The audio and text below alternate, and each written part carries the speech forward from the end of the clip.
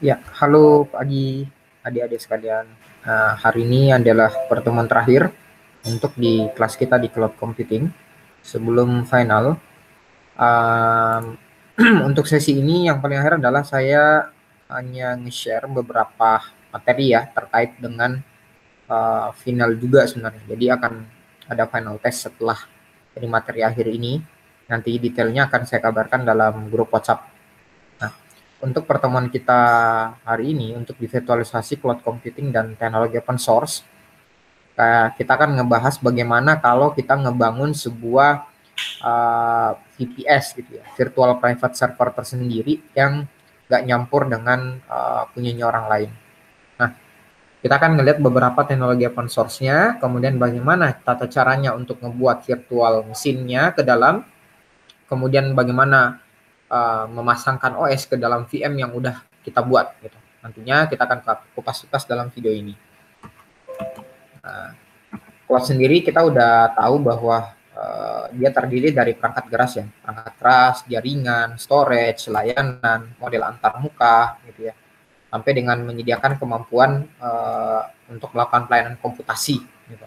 Nah, secara garis besar bahwa cloud itu sendiri dia terdiri dari perangkat lunak, ya, infrastruktur dan penyimpanan data melalui layanan teknologi di internet, ya, basisnya pada permintaan pengguna.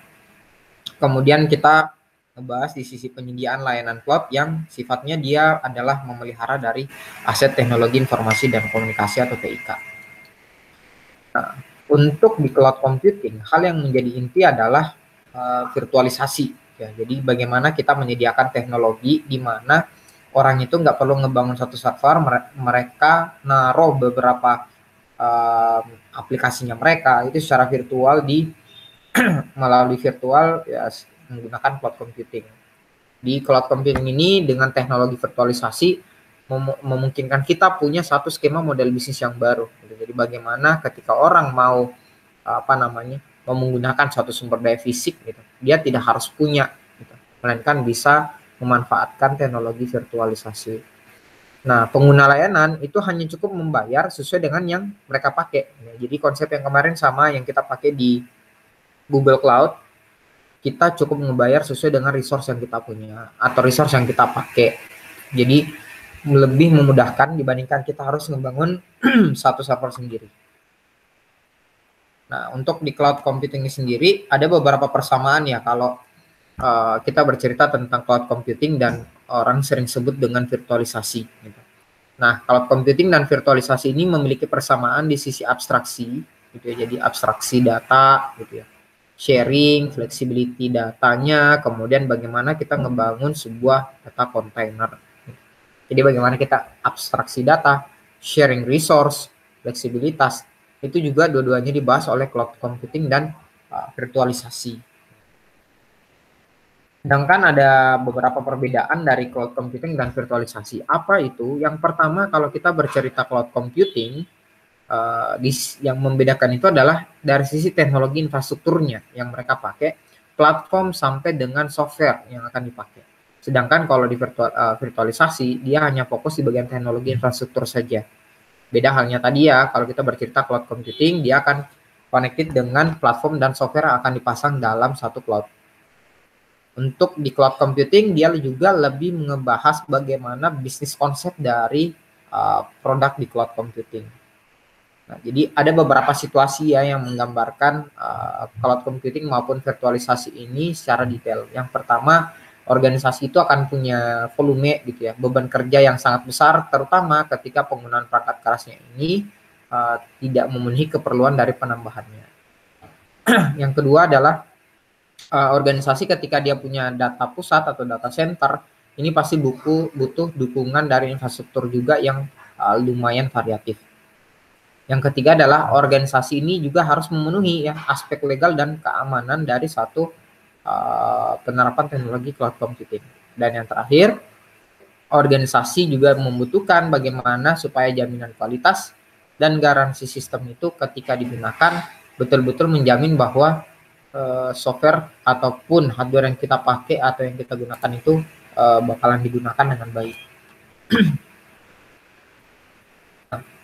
Virtualisasi itu apa? Jadi virtualisasi itu adalah proses pembuatan gitu. Jadi versi virtual dari sesuatu yang sifatnya fisik gitu. Jadi satu yang sifatnya fisik seperti apa itu kita punya hard disk gitu. Kita coba virtualkan. Kemudian kita mau ngebuat dalam hard disk itu ada turunannya, ada yang masuk 50 giga, kemudian 30 giga, tapi asalnya itu dari 100 giga misalkan.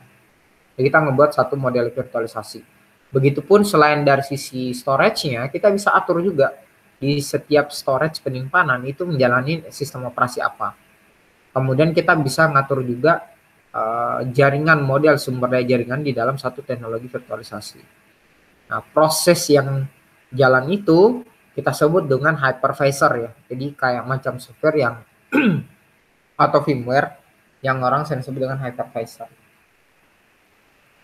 Hypervisor ini sendiri menjadi suatu nyawanya virtualisasi ya, karena ya inilah layer yang berpura-pura menjadi sebuah infrastruktur sebenarnya untuk menjalankan beberapa teknologi yang sifatnya virtual.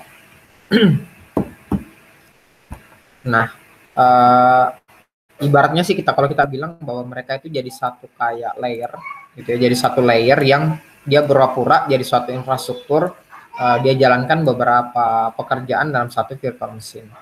Ya mungkin kalian sudah pernah pakai yang macam VirtualBox, kemudian pakai VMware. Nah itu semua adalah teknologi yang masuk dalam virtualisasi. Nah, apa manfaat secara umum ketika kita main di virtualisasi infrastruktur? Yang pertama, kita nggak perlu ngebeli beberapa mesin gitu ya. Seolah-olah misalkan kita mau bikin ada 5 server, harus beli lagi 5 server, itu tidak perlu, cukup hanya satu server saja, sisanya kita manage menjadi teknologi virtual dan bisa dibagi menjadi 5 gitu ya. Bisa diatur sesuai dengan kebutuhan. Kemudian bisa ngatur juga bagaimana sih pengeluaran kalau kita bekerja sebagai IT untuk pembelian server baru, komponen ataupun storage, sampai dengan software pendukung lainnya. Untuk di cloud computing ini sendiri, dia yang teknologi yang bisa gabungin virtualisasi dan grid computing gitu. Jadi kalau kita bercerita cloud computing, di dalamnya itu ada virtualisasi. Namun ada tambahan dari sisi grid computing. Jadi misalkan kalau kita memproses satu data di virtualisasi yang di dalamnya juga terdapat grid computing, ini seluruh beban proses komputasi itu akan didistribusikan ke server yang saling terhubung dalam cloud. Jadi prosesnya itu akan jauh lebih ringan. Ibaratnya kalau kita mau melakukan proses perhitungan di sini, nah kalau yang ngerjain hanya satu, nah ini cukup berat. Kenapa kita nggak ngirim ini ke cloud? Beberapa setiap CPU atau komputer ataupun yang lain itu akan memproses itu secara bersama-sama gitu. Jadi dia jauh lebih ringan. Untuk di cloud computing dengan kita gabungin virtualisasi atau grid, kita dapat efisiensi. Jadi efisiensi atau performansi dari proses komputasi. Jadi kita nggak perlu nggak perlu beli beberapa perangkat lagi untuk ngaturnya. Sekarang kita bisa efisiensi dari sisi storage gitu. Kemudian eksekusi dari sisi proses perhitungan atau komputasinya. Dengan cloud computing kita ini seolah-olah punya satu gedung ya. Saya bilang seringnya gedung atau orang sering sebut dengan infrastruktur atau data center gitu ya. Jadi di dalamnya ada satu proses komputasi, kalian simpan data tanpa batas gitu. Walaupun sebenarnya ada model fisiknya, ya nggak apa-apa, semuanya kan berada dalam satu data cloud yang bisa kita pakai. Dalam modelnya skemanya adalah on demand. Ini dan ini pun bisa diakses gitu, baik melalui jaringan private ataupun publik untuk di sisi cloud computing. Inti yang harus diingat adalah cloud computing itu adalah gabungan dari virtualisasi dan grid computing. Implementasinya lebih efisien gitu ya. Lebih efisien, lebih powerful dibandingin dengan proses komputasi yang lain. Kesimpulan yang bisa saya tarik adalah cloud computing itu lebih dari sekedar virtualisasi, karena di dalamnya kalian bisa atur set dari setiap model layer. Dia akan menjalankan beberapa OS misalkan, kemudian di dalam itu ada resource yang kepake misalkan storage dan lain-lain, itu bisa saling dikerjasamakan melalui model ataupun setting dari cloud computingnya. Nah, ada beberapa jenis dari layanan di cloud, dan ini saya review lagi kembali ya. Ini yang dulu kalian pelajari di pertemuan pertama, di mana 3 jenis layanan cloud itu ada SaaS, ada PaaS, ada IaaS. Gitu. Jadi kalau kita bercerita SaaS itu adalah kependekan dari Software as Service, gitu ya. Jadi Software as a Service. Nah, kalian bisa lihat contoh implementasi dari SaaS yang di Google ataupun beberapa orang di luar itu adalah di email gitu ya. Di Software as a Service, jadi email itu punya sistem sendiri. Ada juga di CRM ataupun Customer Relationship Management-nya. Ada juga main di ERP, kolaboratif. Nah, ini semua masuk dalam kategori SaaS dan umumnya dibuild oleh orang yang sifatnya konsumtif. Jadi ibaratnya dia sifatnya konsumtif dan orang ya mau langsung pakai. Gitu. Beda halnya kalau kita bercerita mengenai PaaS. Jadi PaaS itu apa? Platform as a Service. Jadi di mana platform itu udah disiapkan, kita tinggal pakai aja. Enggak. Ya, jadi application development, decision support, web streaming ini biasanya akan dibuild dulu sebelum dia dilempar ke pasar. Yang ketiga ialah IaaS gitu ya. Double A ini. Jadi infrastruktur as a service ini dia mulai dari legacy data, networking-nya, security-nya pasti dikalah dengan dua hal ini. Dari sisi SaaS ataupun dari sisi PaaS gitu. Yang mesti diingat dalam satu infrastruktur as a service bagaimana kita ngebuat satu data infrastruktur yang bisa kita monitoring, kita bisa atur dari sisi security datanya pun bisa dilihat atau diamankan sampai dengan kita networking gitu. Nah, virtualisasi ini bisa diimplementasikan dalam berbagai bentuk. Jadi ada ibaratnya kayak ruhnya lah ya. Ruhnya ini. Di virtualisasi dia bisa apa aja gitu misalkan. Kita bisa tahu bahwa virtualisasi ini bisa diimplementasikan macam pengenalan model visualisasi ya. Ini dari bukunya Harry Sufegni.